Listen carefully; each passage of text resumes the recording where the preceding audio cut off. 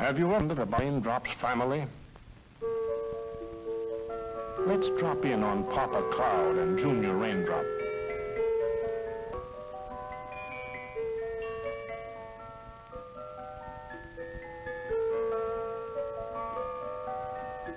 Uh-oh. Junior, get up. Get up. It's time for you to visit your Mother Earth.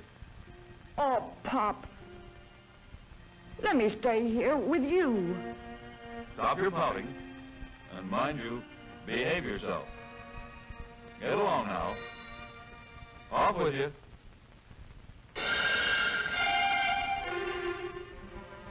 So long, son. The automatic car gates open wide and out tumble millions of earthbound raindrops. Ouch! Fine welcome this is. Mother Earth can't kick me around. I'll run away. So, Junior joins a group of other raindrops looking for excitement. The bare soil speeds them on their way. Nobody seems to care what they do.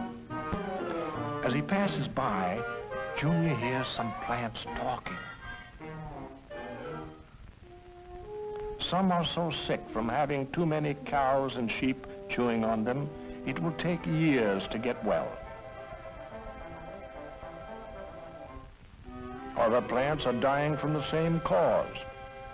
They say unless fewer cattle and sheep are allowed on watersheds like this, ruin will follow. Gosh, I hope this watershed isn't made better. Because if it is, we can't slide on it anymore. Oh, well, let's leave Junior to himself for a while. You know, little runaway raindrops love forests where too many trees have been cut down and rangelands that are overgrazed. They especially love burned-over spots like this to dig their heels into.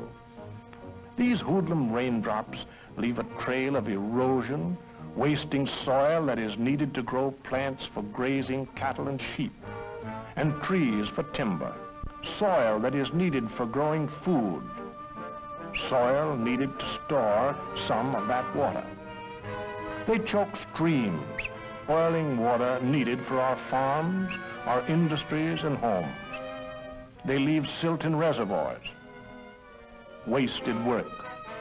Reservoirs are built to store water, not mud. Well, I wonder what's happened to Junior. Just what I feared. He's formed a gang, and they're whooping it up for a flash flood. They're rushing down the canyon.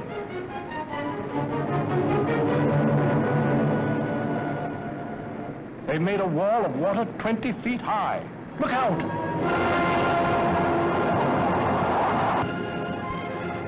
Too late. Now Junior is a real outlaw.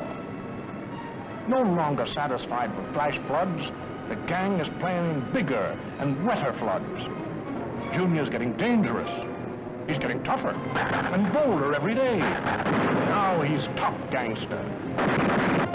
Heading for the big time, raging along, waging gang war.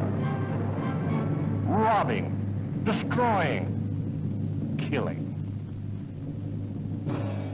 And all because somebody started a forest fire.